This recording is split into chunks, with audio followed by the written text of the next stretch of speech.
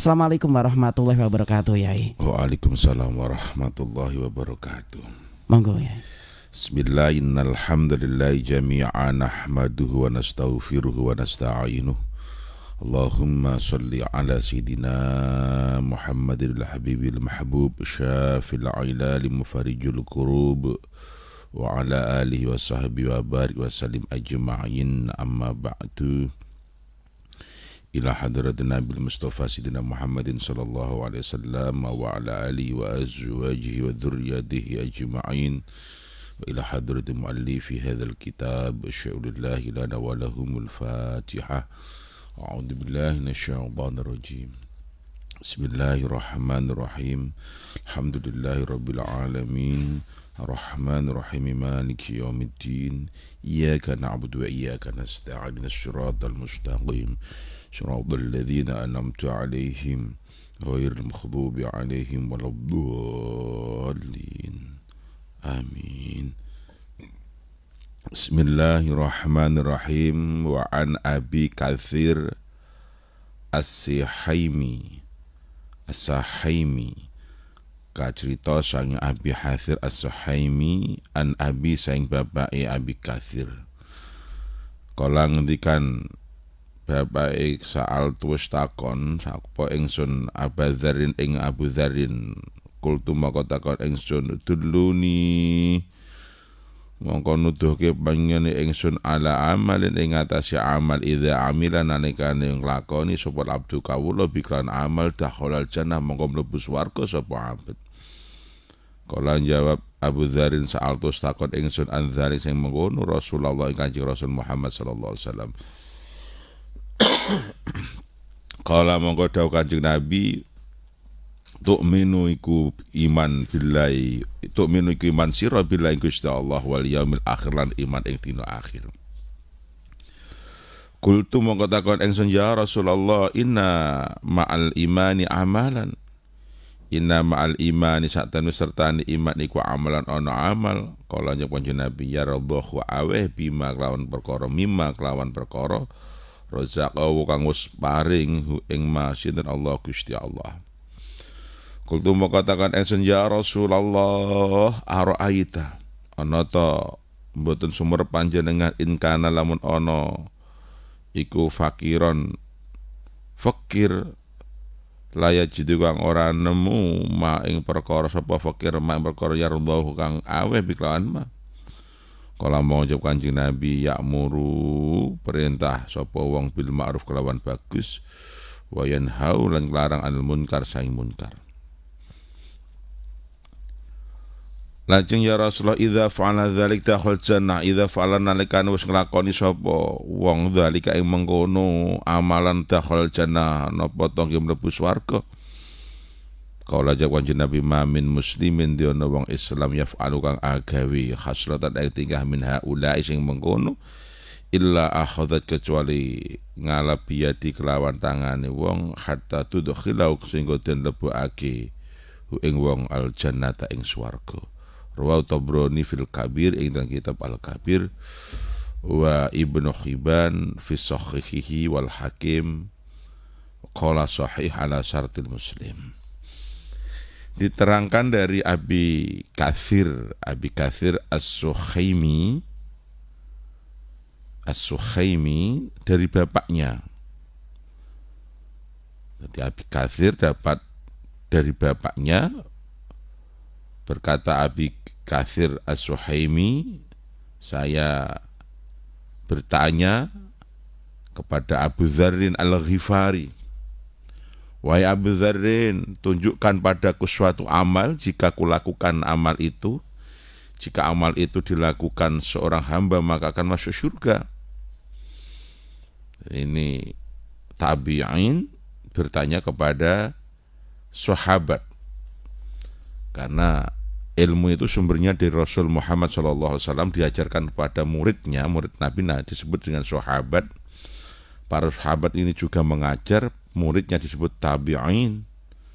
Tabi'in ini mengajar lagi, muridnya disebut tabi'in. Abi Katsir ini termasuk tabi'in. Bertanya pada Abu Dzarin yang sahabat Nabi, muridnya Nabi. Wahai Abu Dzarin, tunjukkan padaku suatu amal jika dilaksanakan seorang hamba, maka hamba itu akan masuk surga. Kemudian Abu Dzar menjawab, ya, hal itu sudah kutanyakan kepada Rasulullah. Sa'altu an dzalik Rasulullah, ya, saya juga bertanya pada Rasul hal itu. Kemudian Rasulullah menjawab, tu'minu billahi wal yaumil akhir, yaitu jika kalian mengimani Allah dan iman kepada hari akhir. Pasti iman kepada Allah dan hari akhir. Qultu, kemudian saya tanya lagi, ya Rasulullah, inna ma'al imani amalan. Wahai Rasulullah, sesungguhnya bersama iman itu ada amal. Kemudian Rasul menjawab, yaradahu mimma razaqahullah, ya, memberi apa yang diberikan Allah padamu. Bersedekah, memberikan apa yang Allah berikan padamu. Kamu diberi harta kekayaannya, itu berikan, sedekahkan. Kamu diberi kesehatan ya untuk nolong orang, ilmu yang mengajar. Itu amal di dalam iman. Qultu, kemudian tanya kami, ya Rasulullah, ara'aita in kana faqiran la yajidu ma yarallahu bih. Wahai Rasulullah, jenengan kan ngertos to nek yang fakir niku tidak bisa memberi atas apa yang diberikan Allah. Kalau jawab Rasulullah, ya ya'muruna bil ma'ruf wa yanhauna 'anil munkar. Ya, perintah kebaikan dan melarang kemunkaran. Perintah kebaikan dan melarang kemunkaran. Kemudian, wahai Rasulullah, idza fa'ala dzalik dakhal jannah. Wahai Rasulullah, apakah jika berbuat demikian akan masuk surga? Qala ma min muslim yaf'alu hasratan min haula illa ahad biyadi hatta tudkhilul jannah. Iyalah, pasti masuk surga. Mana ada orang Islam yang melakukan di antara itu, ya pasti masuk surga. Nah, ini artinya amar ma'ruf itu bagian daripada ibadah yang tidak bisa ditinggalkan. Harus mau peduli terhadap apa yang kita hadapi, ada yang di sekitar kita, dengan cara amar ma'ruf nahi munkar, perintah kebaikan dan melarang keburukan. Nah, itu juga cara meraih surga. Hadis ini diriwayatkan At-Tabrani dalam kitab Al-Kabir. Karena Tabrani ada kitab Awsat, ada Al-Kabir, ada Shaghir. Kitab kecil, tengah, dan besar. Ini kitab besarnya. Hadis ini sahih menurut At-Tabrani, menurut Ibnu Hibban juga sahih. Menurut Imam Hakim sahih. Sahihnya Hakim ini sesuai dengan syarat pensahihan Imam Muslim. Hadis selanjutnya, waruwiyalan dan riwayatake anna Dzarrah binti Abi Lahab. Diterangkan dari Dzarrah, Abi Lahab itu punya anak perempuan yang akhirnya masuk Islam. Maka hidayah itulah dalam teori dakwah itu tidak harus kena sasaran, tapi bisa efek dari sasaran itu. Kalau tidak kena orang tuanya, bisa anaknya atau cucunya lah. Maka ketika Rasulullah datang ke Taif dengan harapan diterima 100%, justru malah diusir dan disakiti. Sampai malaikat itu marah kan. Jibril marah, ya Rasul, jika aku perkenalkan akan ku angkat Uhud untuk istilah menindih semua penduduk Taif. Jangan ya malaikat, ya Jibril, jika nanti mati siapa yang ku dakwahi, karena fa innahum la ya'lamun, karena mereka semua enggak tahu. Biarlah, siapa tahu nanti anaknya, cucunya juga akan masuk Islam. Tapi Abi Lahab itu orang yang paling benci terhadap Rasulullah, juga termasuk paman Rasul, Pak D-nya, punya anak Dzarrah itu juga santri masuk Islam, mengikuti Rasulullah. Kemudian Abdullah bin Ubay bin Salul itu juga anak-anaknya juga mengikuti Rasulullah dengan baik, walaupun orang tuanya pengkhianat. Maka berkahnya kelembutan Rasulullah itu, anak-anak pembencinya itu pada masuk Islam. Jadi anak pembenci Rasulullah itu pada masuk Islam. Karena prinsip dakwah itu ya pakane ra kena pakane ya kena anak, ya ra kena cucune lah. Ya.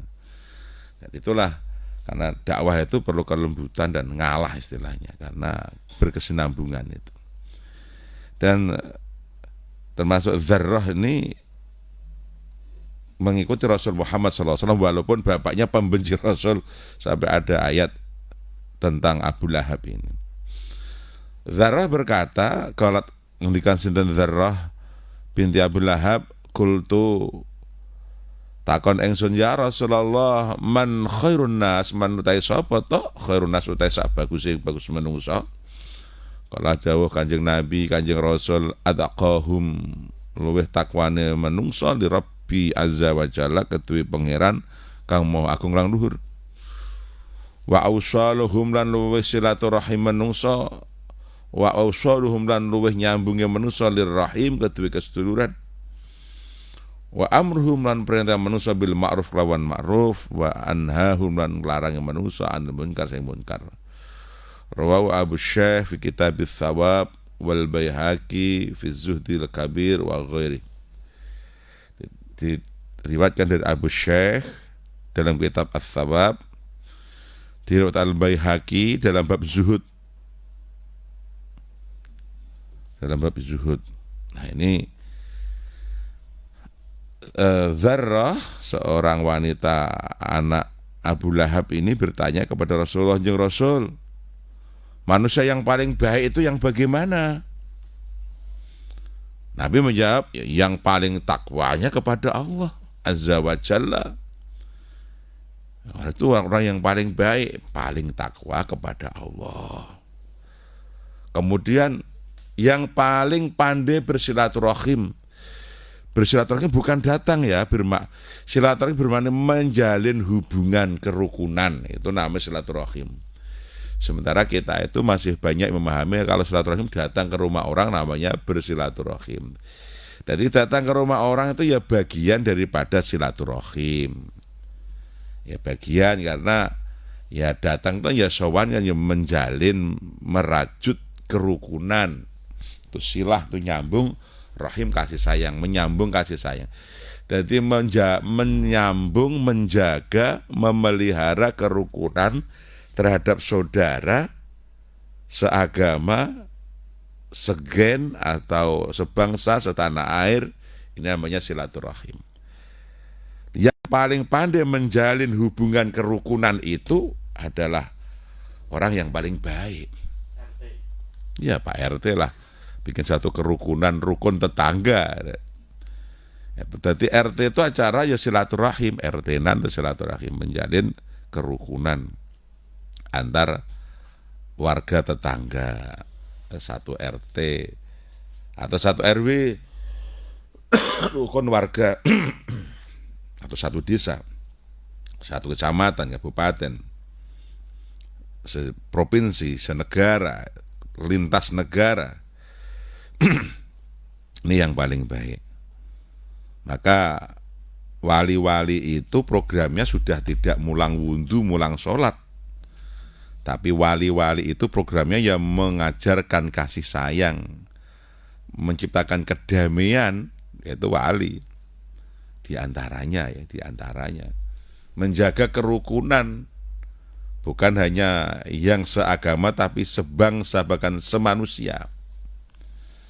Nah, maka itu orang yang paling baik.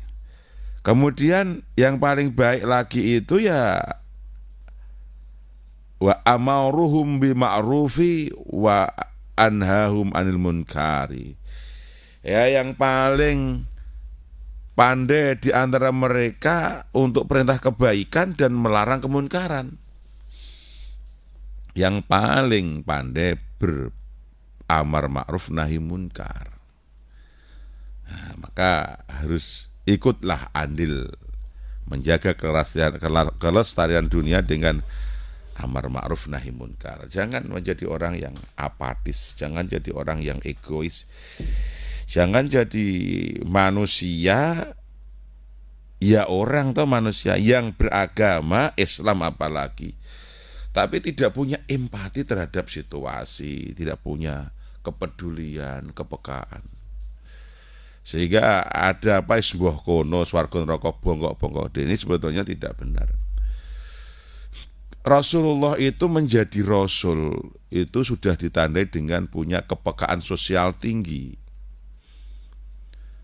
Ketika beliau masih kecil, masih remaja, kemudian menikah, ya sampai umur 40 itu kan juga umur matang ya.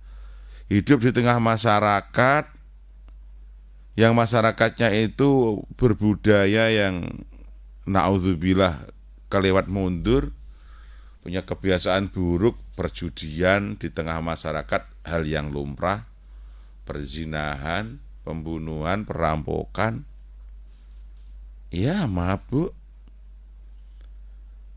Rasulullah mau berbuat, belum bisa. Sehingga Rasulullah harus mencari strategi. Nah dari kepedulian itu kemudian beliau mencari inspirasi, mencari solusi. Tahannus, carilah tempat yang sepi, tinggi, yaitu di Gua Hira. Topo broto, nyepi, golek wangsit. Nah, cara bahasane wong sakniki niku. Tahannus, kemudian khalwat, dari kegelisahan kemudian timbul satu reaksi kepedulian, kemudian mencari solusi. Piye nek tak lawan ya. Otomatis gede saya belum cukup untuk melakukan satu perubahan, melawan mencari musuh. Tak cari inspirasi, tak cari sisik melik, golek petunjuk langit. Nah, kemudian nyepi ke gua itu 40 hari. Istri tercinta Khadijah dengan sabar mengirim Rasulullah. 40 hari pertama tidak menghasilkan apa-apa. Kemudian kembali lagi 40 hari. Baru kemudian turun malaikat Jibril dengan ayat Iqra itu. Jadi berawal dari kepedulian. Nah, maka orang yang baik itu ya orang yang punya kepedulian terhadap lingkungan dalam hal kebaikan dan keburukan. Ya melok cawe-cawe lah perintah-perintah kebaikan. Yuk nang masjid, yuk nang mushola, yuk pengajian, yuk ayo ngelakoni baik, yuk juga melarang kemunkaran juga. Ini orang baik. Hadis selanjutnya waruyaan Ibnu Umar radhiyallahu anhuma, kacerita sing Ibnu Umar radhiyallahu anhuma kala ngendikan Ibnu Umar. Kala dawuh sinten Rasulullah sallallahu alaihi wasallam, ya ayyuhan nas, menungso muru perintah sira kabeh bi ma'ruf kelawan bagus. Wan haulan larang sira kabeh anil munkar saking kemunkaran. Qabla an tad'u ing dalem sakdurunge yen to ndonga sira Allah ing Gusti Allah fala yastajibu mongko ora nyembadani Allah lakum kedue sira. Mongko qabla an tastaghfiruhu lan ing dalem sakdurunge yen to njaluk ngapura sira ing Allah fala yaghfiru mongko ora ngapura Allah lakum kedue sira. Innal amra satene perintah bil ma'ruf lawan bagus wa nahya lan nglarang anil munkar semunkar la yadfa'u quranu la rizqa ing rezeki. La yuqribulan ora nyedakake ajalan ing ajal. Wa inal akhbara lan satemene khabar minal yahudi sange wong Yahudi wal ruhbana lan pendeta-pendeta min Nasr sing Nasrani lama taraku semangsane ninggalna sapa Yahudi wa Nasara al amra ing perintah bagus bi ma'ruf al amra bil ma'ruf lan perintah bagus wa nahya lan nglarang al munkar munkar la'anahum mongko nglaknathum ing Nasrani Yahudi sinten Allahu ala lisani anbiyaihim ing atase lisane nabi-nabi Nasrani Yahudi summa ummu bil ba'tumuli ngudani utahe ngumumi utahe ngenani ing Yahudi Nasrani bil bala kelawan bala ay asobamul bala ujamat sing ngenani ing Nasrani Yahudi al bala ing musibah jami'an kelawan sekabian. Rawahu al Asfihani, hadis riwayat al Asfihani. Diterangkan dari Ibnu Umar radhiyallahu anhu maqala dengan Ibnu Umar qala dawuh Rasulullah maka bersabda Rasulullah sabda Rasulullah wahai manusia semua hai sekalian manusia ya ayyuhan nas bukan hanya orang mukmin Tapi wahai manusia. Jadi Islam itu dalam hal kemaslahatan alam dunia dan kehidupan itu menggunakan redaksi ya ayyuhan nas.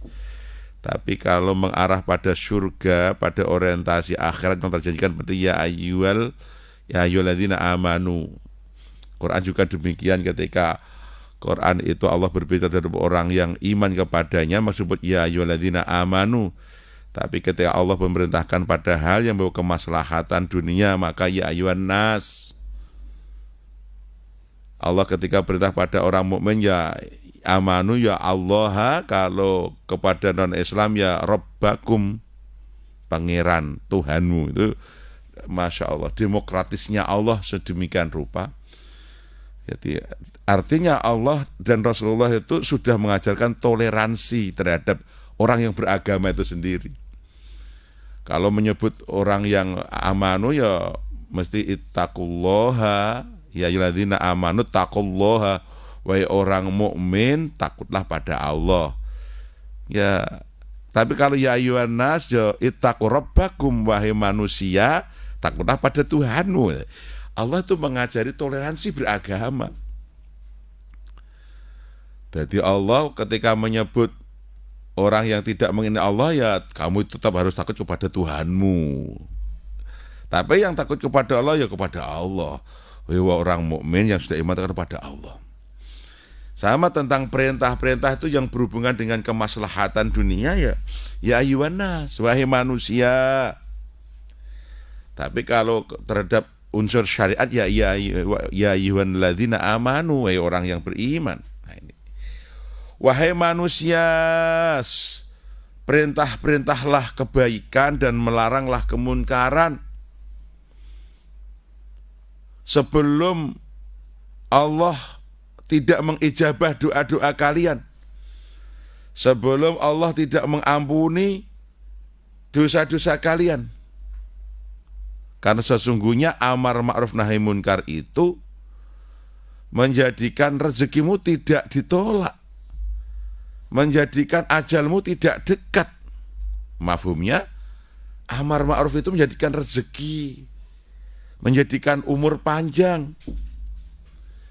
Dan sesungguhnya inal akhbara minal Yahudi, sesungguhnya khobar-khobar informasi dari bangsa Yahudi dan rohib-rohib Nasrani itu ketika mereka sudah lama tarakul amra bil ma'rufi wa nahya 'anil munkar, jika mereka sudah meninggalkan amar ma'ruf nahi munkar, maka la'anahullahu 'ala lisan anbiya'i, maka mereka dilaknat dengan lisan nabi-nabinya. Maka nabinya akan melaknat mereka semua.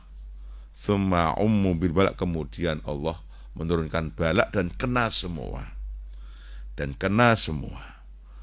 Maka jagalah dunia ini agar lestari, tidak ada musibah balak pagebluk pandemi, dengan amar ma'ruf nahi munkar.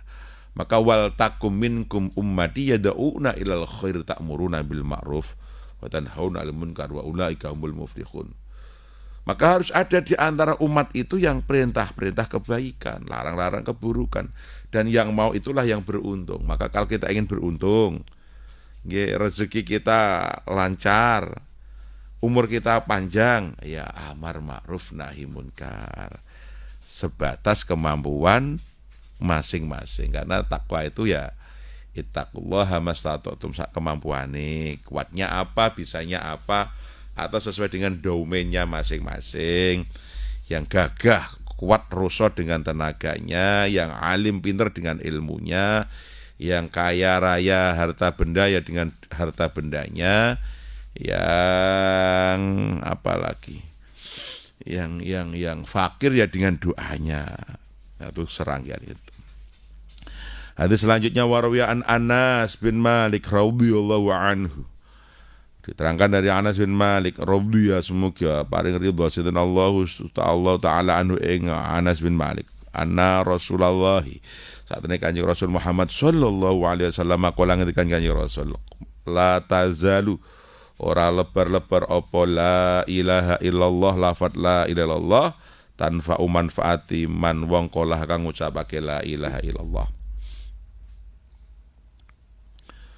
Wa tarudulan nolak anhum, wa tarudulan nolak apa kalimat anhum ing wong al adzaba ing azab wa niqmah lan musibah bencana alam malam yastahifu bihaqqiha selagine la yastahifu bihaqqiha. Kalau mongko takon sapa sahabat ya Rasulullah wa ma istighfafu bihaqqiha. Napa niku istighfaf bihaqqiha? Kalau anjab Kanjeng Nabi yadharul amalu bima'asillah. Yadharu pertelo pal amalu bima'asillah perbuatan maksiat nang Gusti Allah fala yunkaru mongko ora ana kang ingkar sapa wong wala yughayyiran ora ana kang ngrubah sapa wong ing maksiat.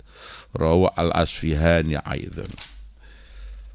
Diterangkan dari sahabat Anas bin Malik sesungguhnya Rasulullah bersabda kalau la tazalu la ilallah tanfa'u man qalaha, tidak ada hentinya kalimat la ilaha illallah, ya kalimatut tauhid namanya, kalimatut tahlil, kalimatut syarif, kalimatut thayyibah, la ilaha illallah, tidak ada hentinya memberi manfaat kepada orang yang mengucapkan kalimat itu pasti membawa kemanfaatan. Apa? Karena orang yang membaca la ilaha illallah pasti balaknya akan karena kalimat ini bisa menolak balak, menolak azab, menolak siksa, menolak musibah. Niqmah itu bencana alam. Maka tidak ada hentinya kalimat ini memberi kemanfaatan kepada yang mengucapkannya dan menolak siksa azabnya, menolak bencana alam. Menolak bencana alam. Selama di desa itu, di kampung itu tidak ada permaksiatan yang terang-terangan. Tidak ada permaksiatan yang terang-terangan dan mereka tidak ada yang ingkar, mereka tidak ada yang merubah. Walaupun penduduknya la ilaha illallah kabeh, tapi permaksiatannya merajalela, bahkan terbuka permaksiatan semakin vulgar. Tidak ada yang amar ma'ruf nahi munkar, tidak ada yang melarang, tidak ada yang ingkar, tidak ada yang merubah. Maka kalimat itu tidak bermanfaat. Kalimat itu tidak bisa merubah musibah, tidak bisa merubah bala azab, tidak bisa menahan bencana. Karena apa? Yadharul amalu bima'asillah. Di desa itu permaksiatan dengan terang-terangan. Di kampung itu telah terjadi permaksiatan dengan terang-terangan. Tidak mau merubah, bahkan setuju, bahkan yes, oke, nek perlu terus. Maka kalimat la ilaha illallah ini sehingga tidak membawa kemanfaatan. Nauzubillah min dzalik. Maka kalau sudah la ilaha illallah, kalau sudah zikir semua, kalau sudah pada berthariqah, kalau sudah pada istiqomah mujahadah istighosah, maka jangan lupa amar ma'ruf juga harus. Jangan kau biarkan sudut sana, pojok sana terjadi permaksiatan yang terang-terangan sehingga tidak ada yang merubahnya, tidak ada yang protesnya. Maka usaha amar ma'ruf itu seolah-olah sebagai kunci ya. Kunci keridhaan, kunci keberhasilan, kunci keselamatan. Nah, ini. Jadi sekarang kalau sudah di situ, maka terkadang di satu desa, di satu kampung atau negara ono ulama sing kereng bahasanya ya, yang galak, itu juga bermanfaat untuk menjaga ekosistem alam, keseimbangan alam. Agar terjadi tetap lestari, tidak ada musibah, tidak ada balak, karena manfaatnya ada yang berani, yang amar ma'ruf nahi munkar. Ya, kalimat la ilallah sesungguhnya adalah sudah mengusir keburukan, kejahatan dan penderitaan. Namun kalimat ini lumpuh ketika permaksiatan ada dan dibiarkan begitu saja. Maka Mari sesuai dengan domain masing-masing yang kuat. Ayo Pak Sarekat, Pak Pejabat, nggih, yang punya kekuasaan, monggo amar ma'ruf nahi munkar dengan kekuasaan panjenengan. Baik Pak Ustadz, Pak Kiai, Pak Ulama, ayo dengan ilmunya kasih nasihat, ngajak-ngajak kebaikan terus. Wahai yang punya tenaga, wahai para preman-preman syar'i, ya gitu ya. Para preman-preman syar'i, ayo fisikmu yang gagah, ototmu yang kuat, ya penampilanmu yang sangar itu, jadilah seperti Umar bin Khattab untuk amar ma'ruf nahi munkar. Ya, insyaallah. Ya, wahai orang-orang kaya, pick up lah kegiatan amar ma'ruf nahi munkar. Wahai para kiai, para sholihin, dukun-dukun syar'i, paranormal syar'i, apalah ahli hikmah, ayo dungane gunakno untuk amar ma'ruf nahi munkar. Dongakno kae sing do judi ben mari, suwuk kae sing jedo nakal ben tobat, suwuk kae yang masih maksiat kae agar taubat menuju jalan Allah. Insya Allah semua akan baik, semua yang berhubungan sesuai domain masing-masing bergerak menuju satu tekad, yaitu menjadikan dunia tetap lestari, tidak ada masalah, dengan cara al-amru bil ma'ruf wa yanhanil munkar, insya Allah. Baik, Mitra Pas, untuk Anda yang bergabung silakan, kami tunggu. Anda bisa berdiskusi bersama kami melalui SMS dan juga WhatsApp di 085277999101, dan untuk line teleponnya juga bisa Anda manfaatkan lewat 0295385877. Sekitar 2 atau 3 pertanyaan kayaknya masih cukup nih. Yang sudah bergabung, Assalamualaikum warahmatullahi wabarakatuh, Yai. Waalaikumsalam warahmatullahi wabarakatuh. Yang sudah bergabung kali ini dari Pak Yayan. Ini begini, Yai, saya kaget mendengarkan hadis tadi, ternyata juga keturunannya Abu Jahal menjadi perawi sebuah hadis. Sekaligus juga bersedih, Yai. Ini sebentar lagi tahun 2024. Jadi teringat bentar lagi akan ada pemilihan presiden.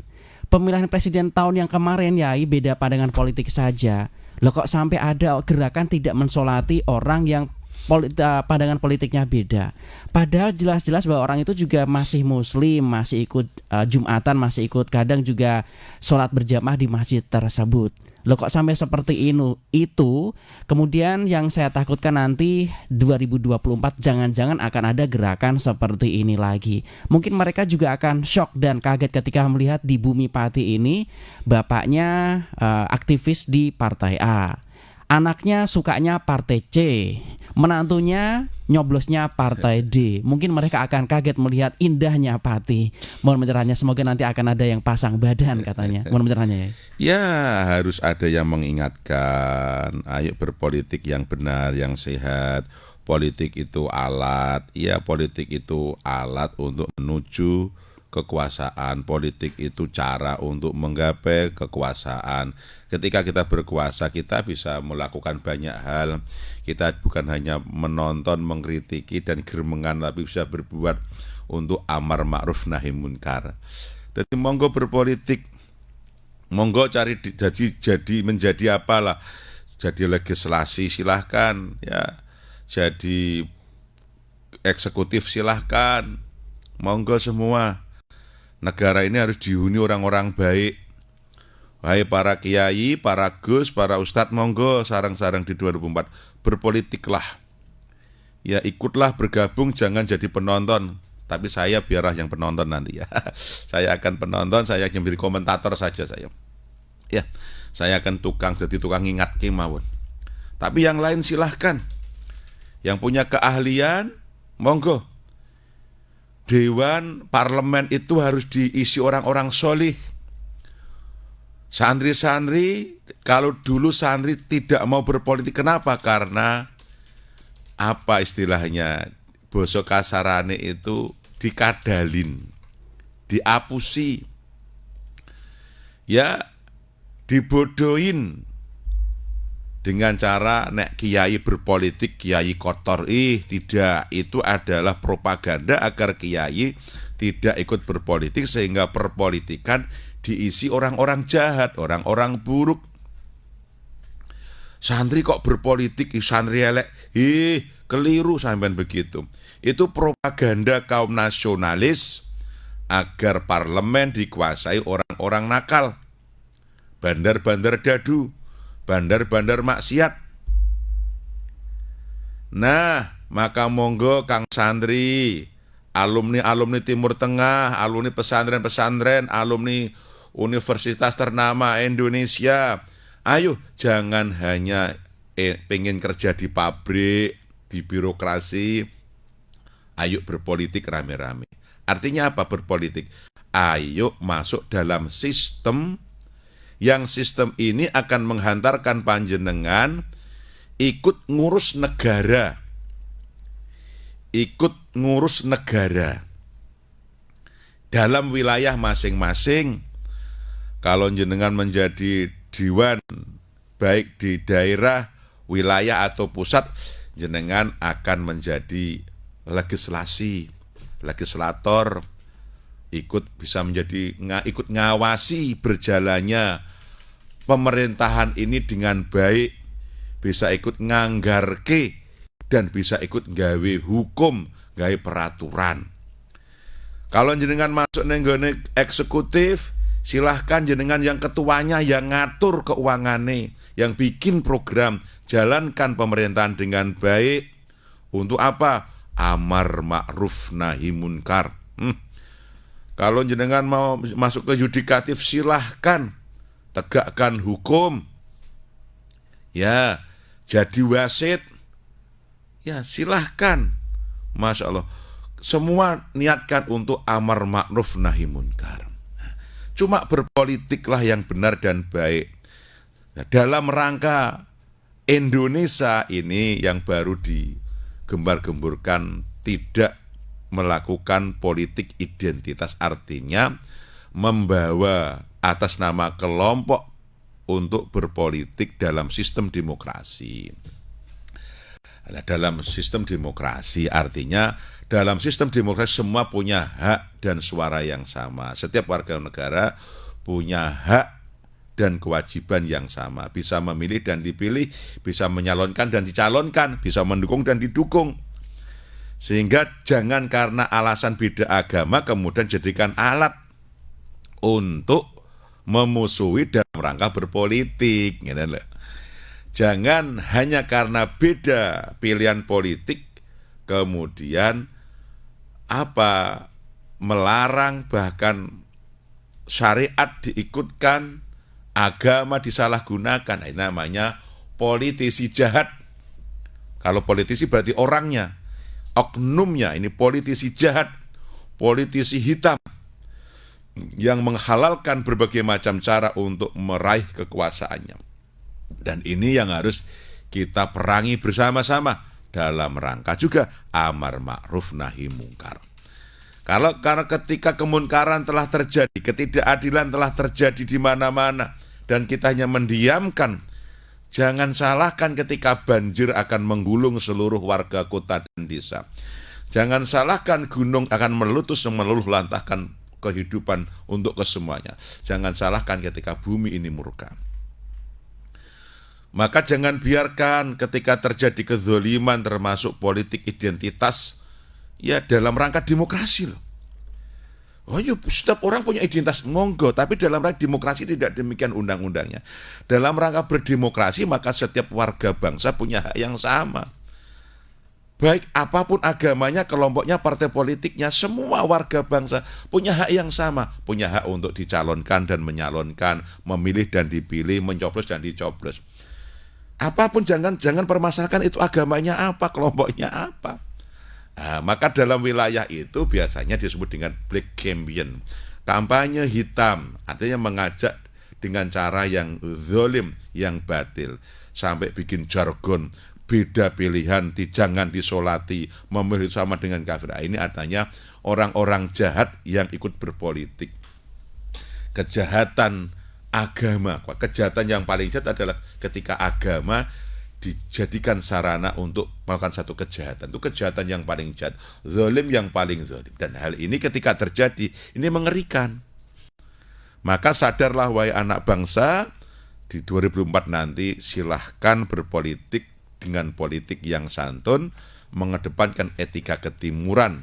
Karena politik itu seni, itu cara, itu manhaj, itu adalah apa? Ya, sebut dengan satu pesta gitu aja. Pesta untuk menuju kedudukan, meraih jabatan. Maka disebut dengan namanya politik kekuasaan, gitu ya. Untuk cara untuk mencari kekuasaan agar bisa mengatur, mengawasi, dan membuat undang-undang di negara ini. Kan asik, karena negara ini negara kesepakatan. Nah, begitu. Maka orang-orang baik harus yang berkuasa, jangan orang-orang buruk. Jargon dulu, sing waras ngalah, sekarang jangan. Sing waras ojo ngalah, sing pinter ojo meneng. Nggih, ayo sing pinter maju kabeh. Nanti saya yang kampanye. Hei, pilih kae, pilih wapik ke sorry. Ngoten pengen tak iwangi-wangi ya. Sing sorry, ayo maju. Engko tak iwangi-wangi. Nah, ketika sing sorry ini maju, duduk ning gone DPRD, wah, dia membuat satu undang-undang. Pasti syariat Islam akan terwakili, ya. Amar ma'ruf pasti programnya. Nanti kalau yang solih ini yang menjadi kepala daerah, wilayah, negara, Masya Allah. Solih dan adil ya, solih, adil, dan pinter. Begitu. Nanti dunia semakin baik, Indonesia semakin top lah. Ini sudah top, semakin top nanti. Begitu. Baik, untuk Anda Mitra Pas yang sudah bergabung, Assalamualaikum warahmatullahi wabarakatuh. Waalaikumsalam warahmatullahi wabarakatuh. Ini sepertinya beda tema ini. Dari 364 menanyakan, Yai, bagaimanakah cara membaca hadroh yang benar sebelum membaca Asmaul Husna bersama yang Bismillah Ba'dana? Apakah bacaan Asmaul Husna ini bisa bermanfaat bagi orang yang sudah meninggal? Karena lazimnya kan hadroh menggunakan ayat-ayat dari Al-Quran. Mohon pencerahannya, Yai. Begini, kita harus tahu amaliyah atau aurat itu kumpulan dari wirid-wirid, ya. Wirid berarti mulazimah, doa-doa yang dimulazimahkan, doa-doa yang dirutinkan, doa-doa yang dikontinyukan, doa-doa yang jadikan kebiasaan, namanya aurat untuk wirid atau wiridan cara wong Jawa. Wiridan itu jenisnya ada yang dari ayat Al-Quran, dikhatamke, selalu menghatamkan orang, berarti wiridannya Al-Quran. Atau wiridannya hanya Al-Quran tapi hanya diambil surat-surat tertentu. Contohnya Sab'atul Munjiyat, mung Ar-Rahman, Al-Waqi'ah, Yasin, Sajadah, Al-Kahfi, kemudian Al-Ankabut, katakan itu. Ya silahkan, boleh. Disebut dengan 7 surat penyelamat, hanya itu yang dibaca. Atau hanya Yasin saja wiridannya, tidak apa-apa, silahkan. Atau Waqi'ah tok, monggo. Apa kulhu tok, silahkan. Ada Fatihah tok, monggo. Itunya wiridan ya. Kemudian ada yang wiridan dengan zikir. Biasa baca sallallahu ala Muhammad atau Allahumma sholli ala Muhammad ping 100 atau ping 1000. La ilaha illallah ya ping 100 atau ping 1000. Kemudian baca astagfirullah ping 100 atau 1000. Itu namanya wiridan dengan zikir. Atau hasbunallah. Nah, ada yang wiridan dengan Asmaul Husna. Walillahil asmaul husna fad'uuhu bi. Allah punya nama-nama indah, maka mohonlah dengan nama-nama itu. Artinya Asmaul Husna nama Allah yang bisa jadikan alat tawasul. Nah, melakukan semua itu tidak harus jenengan berhadharah ila hadratin Nabi, tidak. Apalagi baca Asmaul Husna langsung dibaca Ar-Rahman, Ar-Rahimul Malikul Qudus Salamul Mu'min. Itu Asmaul Husna. Dari kata Ar-Rahman atau Nas'alukallahu la ilaha illa war rahmanur rahim atau wallahul ladzi ya Ar-Rahmanur Rahimul Malikul Qudus atau langsung Ar-Rahman Ar-Rahimul Malikul seterusnya. Silahkan, itu Asmaul Husna. Membaca itu tidak harus dan tidak wajib membaca hadharah terlebih dahulu. Nah, Adapun membaca hadharah ila hadratin Nabiyil Mustafa Muhammadin sallallahu alaihi wasallam itu kalau kita sebagai santri dulu diperintah Pak Kiai, karena kita santri diajari Pak Kiai. Maka bacaan itu kita hadiahkan kepada guru-guru kita sebagai wujud tawasul, tawaduk, ngerti kumbian sing ngajari Pak Kiai kae. Minangka guruku ben dadi jariyai guruku tak hadharahe.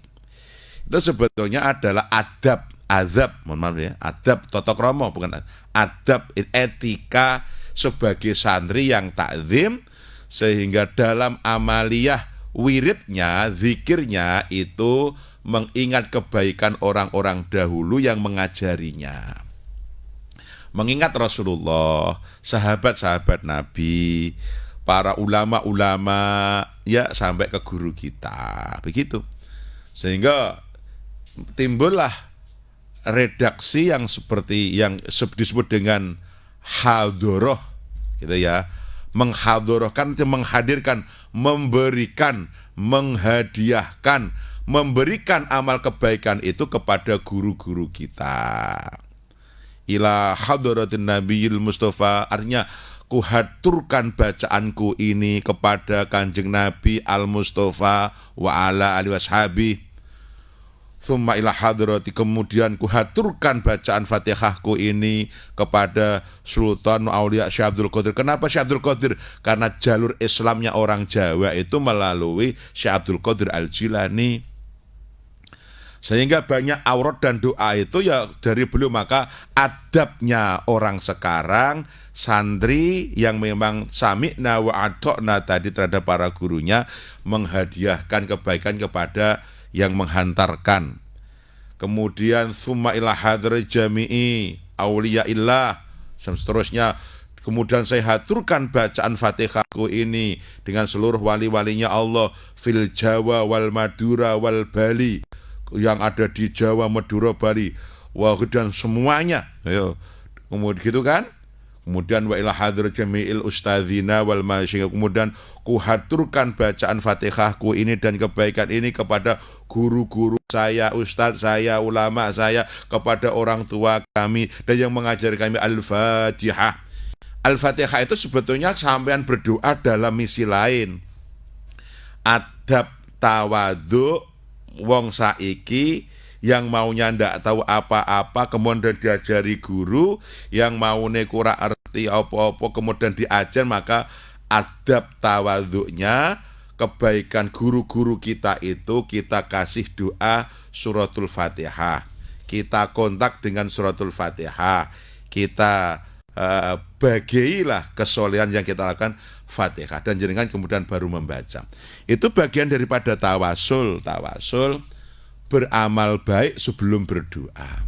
Nah, kalau Asmaul Husna yang sudah viral seperti susunan sekali ini, Bismillah ibadah, nah itu ada mu'alifnya. Ada mu'alifnya. Biasanya ya kalau karena sudah diserangkai dengan satu doa, itu hadrohnya ya harus menyebut mu'alifnya yang menyusun. Nah, tapi kalau hanya membaca semuanya tidak usah hadroh, nggak langsung Ar-Rahman, Ar-Rahimul Malikul Qudus salam sampai As-Sabur gitu aja. Lu sampai ndonga dhewe, ya Allah, berkah Asmaul Husna kula nyuwun duit kathah, begitu. Boleh ya? Boleh, malah itu diperintahkan Quran gitu. Sampai susun dhewe kalimat doane. Sampai baca Asmaul Husna ya, Ar-Rahman Rahim terus, kemudian ya Allah berkahi Asmaul Husna kula nyuwun dhuwit kathah, koja kaji, umrah nyuwun sawah ombo, tegal ombo, ngeten nggih. Boleh ya Allah Gusti berkahi Asmaul Husna nyuwun sehat panjang umur, selamat teko musibah balak pagebluk. Nah, ngaten. Boleh rasa basa Arab, basa Jawa. Nah, tapi kalau jenengan dulu diajari gurumu, kebaikan itu awali dengan mengingat gurumu. Ini termasuk di antara adab agar doa kita mustajabah. Itu sebelum berdoa, kita mendoakan orang tua kita, guru-guru kita, dan orang-orang yang berjasa dalam hidup kita. Itu termasuk adab tata krama etika agar doa tadi mustajabah. Itu.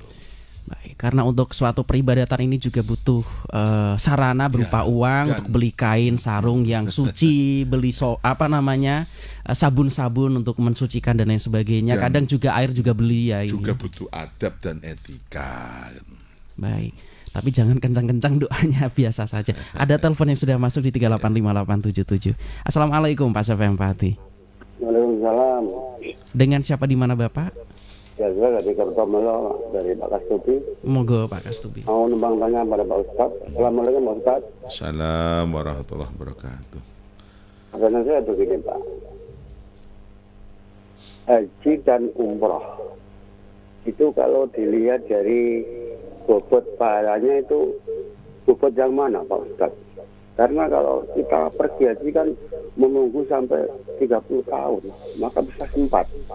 Nggak akan bisa sempat. Ini yang saya tanyakan masalah bobot pahalanya. Karena umroh itu kan sunnah, haji kan wajib. Dan jadi dia selisihnya cuma sedikit, bambalan kemarot dan wukuf saja. Itu kalau dilihat bobot pahalanya yang bobot yang mana? Bapak Ustaz minta biaran supaya nanti bisa didengarkan oleh banyak orang kira-kira arahnya. Teruskan dengan saya dari Pak Kasubi. Assalamualaikum warahmatullahi wabarakatuh. Waalaikumsalam warahmatullahi wabarakatuh. Kebanyakan yang dirasakan banyak orang karena takut kemakan usia ya. Hari ini sih mampu, tidak tahu 20 apa 10 tahun ke depan seperti apa fisiknya. Ini masuk kategori mampu. Wa atimul hajja wal umrata lillah. Jadi haji dan umroh itu rangkaian sebetulnya.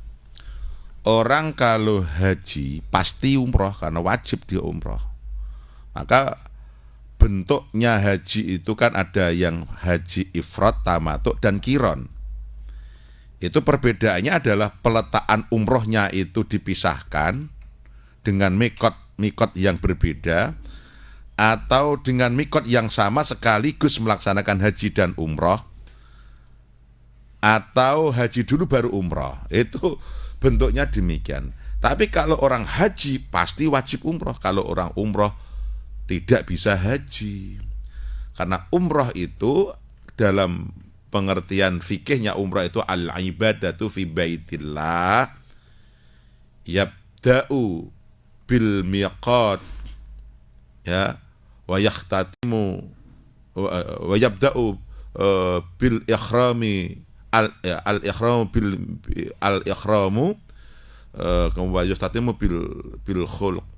Jadi yang disebut umrah itu apa? Beribadah di Baitullah yang diawali dengan ikhram, kemudian diakhiri dengan tahallul.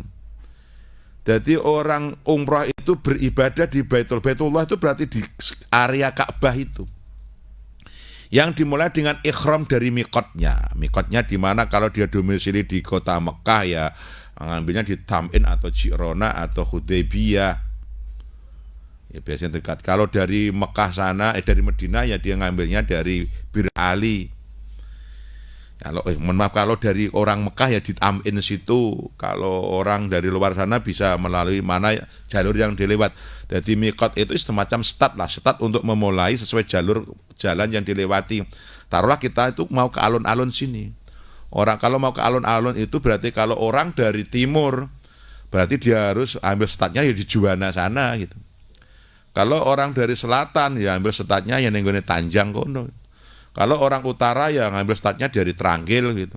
Kalau orang dari Kulon ya di Gembong sana. Itu istilahnya start atau mikot yang diambil kalau mau masuk ke Baitullah. Nah, ke Baitullah beribadah itu namanya umroh. Ibadahnya apa? Ya ibadahnya yang dimulai dari ikhram di mikotnya. Dia kalau domisili di Mekah ya dia harus ke Tam'in Masjid Aisyah, niat di sana, niat dan berikhram. Nawaitu apa umrotan wa akhramtu, nawaitu umrotan wa akhramtu biha, nawaitu ikhraman itu nat insun ikhram kanggo umroh, nat insun ikhram kanggo haji lillahi ta'ala di mikotnya. Kemudian dia datang ke Mekah, ke Baitullah, mengelilingi Ka'bah 7 kali, namanya tawaf. Kemudian Sya'i Safa Marwah, kemudian cukur, selesai. Itu umroh. Dan itu kapan saja boleh. Kapan saja boleh, tidak terikat waktu, hari dan bulan. Maka hukumnya sunnah. Sunnah itu ya sebesar-besar ibadah sunnah tidak akan mampu menyamai ibadah wajib. Maka jangan pernah menyamakan haji dan umroh. Itu penyesatan biasanya adalah para calok-calok biro.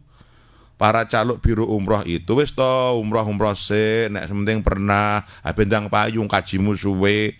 Bahkan yang provokatif lagi itu karena daftar tunggunya lama sehingga malah diprovokasi, wis tarik wae dikmu nyawamu rak tekan. Akhirnya rame-rame yang sudah didaftarkan itu ditarik untuk umroh. Ya jelas salah ini, mau sholat duhur tidak sholat sunnah tok, ibaratnya begitu. Gitu. Mau sholat duhur diprovokasi gak usah duhur, qobliyah wae, podo wae. Ya beda toh bro, wong sunnah kali wajib. Nah, itu ya.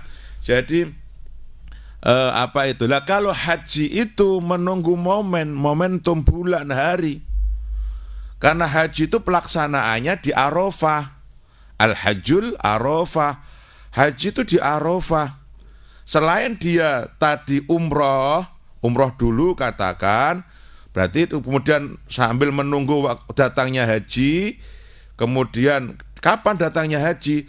Tanggal 9 Dzulhijjah, 9, 10, 11, 12, 13. Itu bulan haji.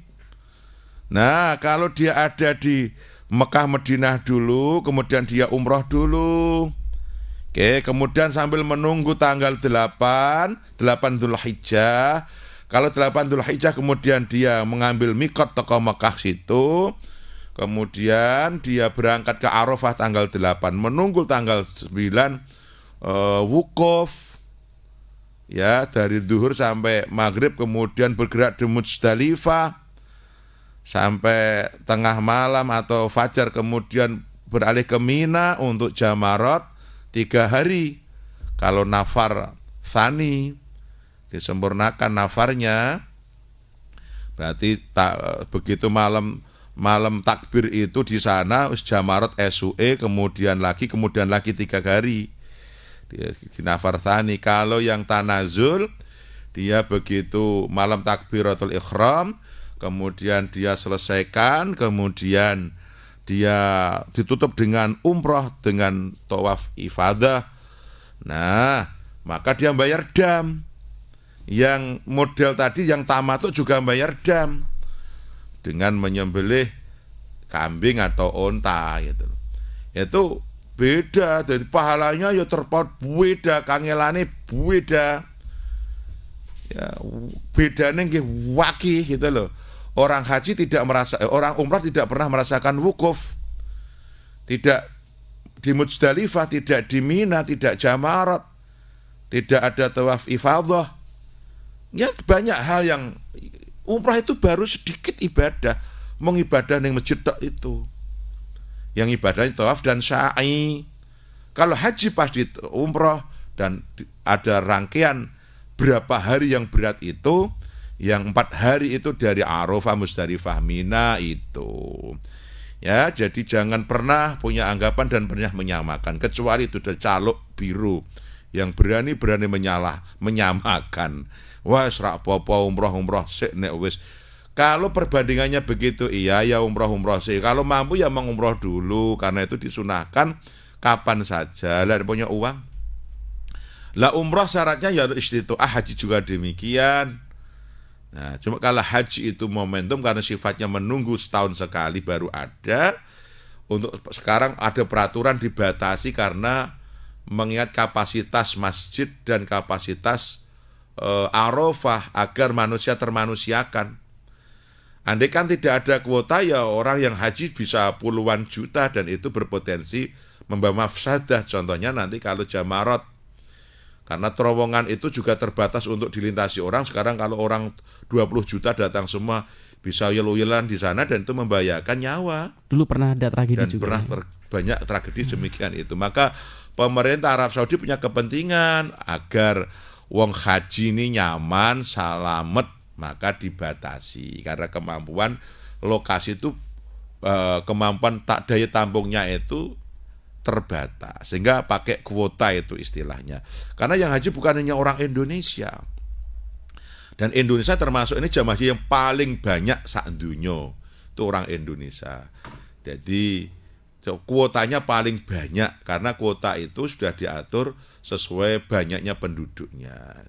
Dan Indonesia karena paling banyak, ya otomatis kalau orang haji ya yang paling banyak orang Indonesia. Dan itu nanti sudah diatur semua, diatur hotelnya Indonesia di wilayah mana, nanti lebih-lebih kalau wukuf itu di maktab berapa, sudah, karena areal Arafah kan sangat terbatas, dan untuk memanusiakan manusia agar tidak terjadi hal yang tidak diinginkan, sudah diatur sedemikian rupa, dibikin tenda-tenda, sudah diplot per wilayah. Ini wilayah negara Malaysia, ini Indonesia, ini Brunei, ini Amerika, ini Cina, ini Turki, ini Yaman, semua sudah diplot-plot begitu agar nyaman dalam beribadah, sehingga memang otomatis mengandalkan kuota. Nah, namun demikian, kalau kiranya mampu ya umroh dulu enggak apa-apa, niatkan untuk berziarah ke makam Nabi. Tapi jangan punya anggapan menyamai haji, tidak akan pernah menyamai. Dan tidak bisa pernah menyamai. Karena sunnah itu tidak bisa mengalahkan wajib, dan yang wajib itu, yang sunnah tidak pernah bisa menggugurkan wajib. Orang sekaya apapun kalau baru umroh ya masih berkewajiban haji.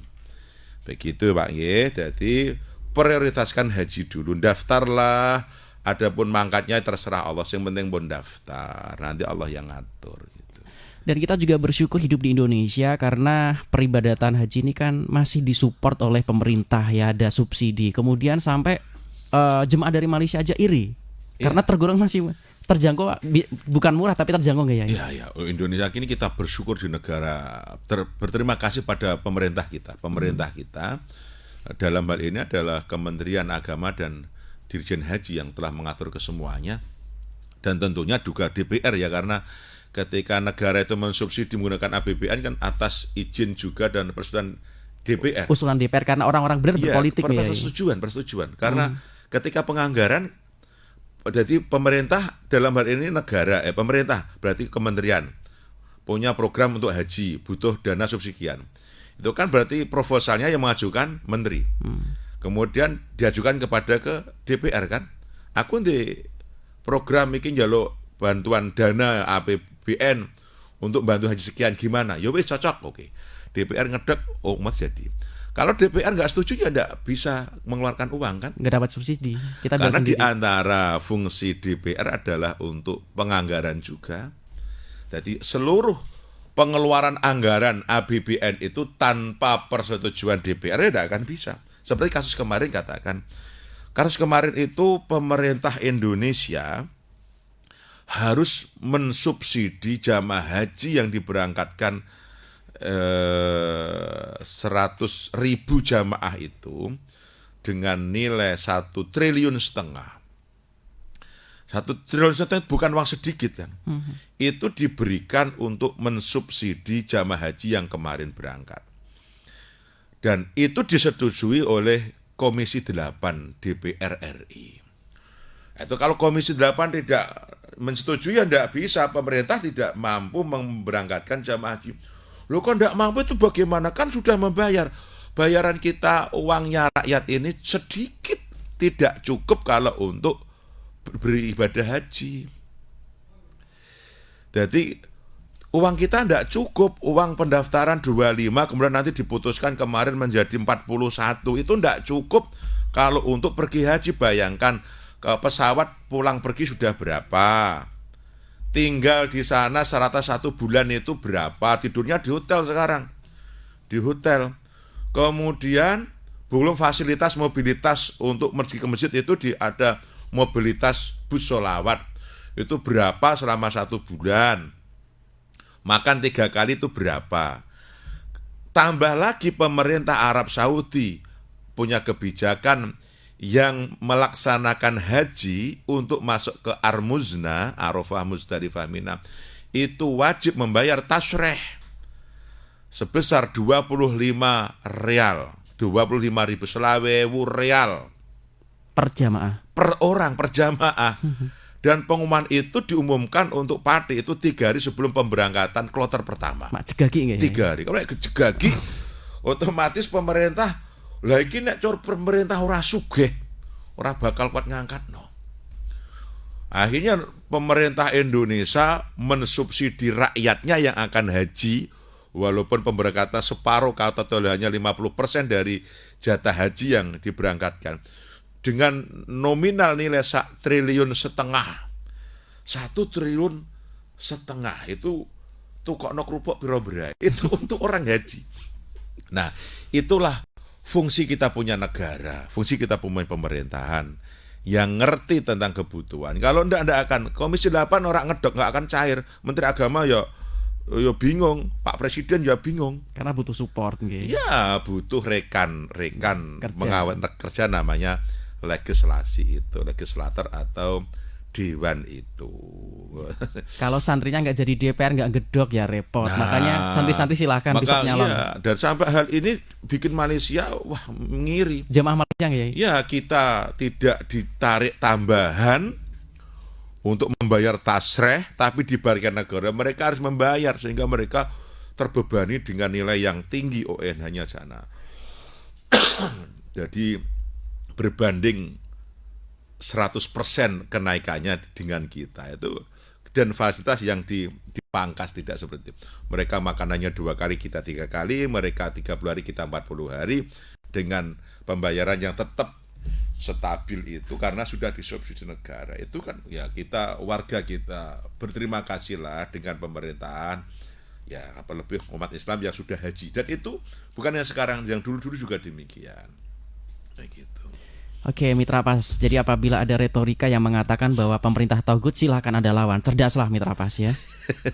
Kalau para togut haji nggak akan diberangkatkan, nggak akan disubsidi, dan orang aja kan diurak-arik kayak gitu deh. Kita bebas ngaji sampai jam 1, jam 2, bahkan jalan raya tertutup untuk pengajian juga no problem itu. Jadi yang togut itu manusianya, yang togut itu pemikirannya, yang togut itu ya hatinya. Pemerintah dan negara ini Masya Allah sudah baguslah. Adapun kekurangan tetap di mana-mana, kekurangan karena makhlul al insanu makhluk khata' wa nisyan. Nah, tinggal kita tahu berbenah, maka silahkan berkompetisi ikut ngatur negara ini. Jalurnya ya politik tadi. Itu karena sistemnya demokrasi. Jalurnya ya politik. Silahkan berpolitik dengan politik yang sehat. Jangan politik kotor. Jangan disepakati jangan politik identitas. Ya, berpolitik yang benar karena ini sistemnya demokrasi. Nah, dalam demokrasi semua punya hak yang sama. Oke. Yang jelas ketika nanti siapapun yang jadi pasti juga temenan dengan Cina, Ya, temenan dengan Amerika, posisi di harus, tengah-tengah. karena kita. ini sudah zamannya bangsa-bangsa. Kita tidak mungkin Indonesia tok, enggak bisa. Kita masih sekarang kalau kita tidak bekerja dengan Cina yang bikin kancing ini siapa? Nanti baju kita tidak ada kancingnya, ditaliani karet begitu. Dan karet juga yang bikin siapa? Ya, jadi ya itu hal yang tidak bisa dipungkiri, satu keniscayaan hidup di era sekarang saling membutuhkan antar bangsa, antar negara, saling keterkaitan. Kita sudah banyak overtime ya karena luar biasa pagi ini. Sebelum kita closing mohon doanya. Hanya hidayah Allah yang mampu menerangi, menuntun kita pada cahaya. Dengan hidayah itu pula kita mampu melaksanakan dengan istiqomah dan rutin dengan ikhlas. Maka teruslah minta hidayah kepada Allah Subhanahu wa taala. Bertambahnya ilmu yang tidak bertambah hidayah, maka akan semakin tidak akan bertambah apa melainkan semakin tambah jauh dari Allah Subhanahu wa taala. Na'udzubillah min dzalik. Akhirnya billahi taufiq wal hidayah. Al-afu minkum. Assalamualaikum warahmatullahi wabarakatuh. Waalaikumsalam warahmatullahi wabarakatuh.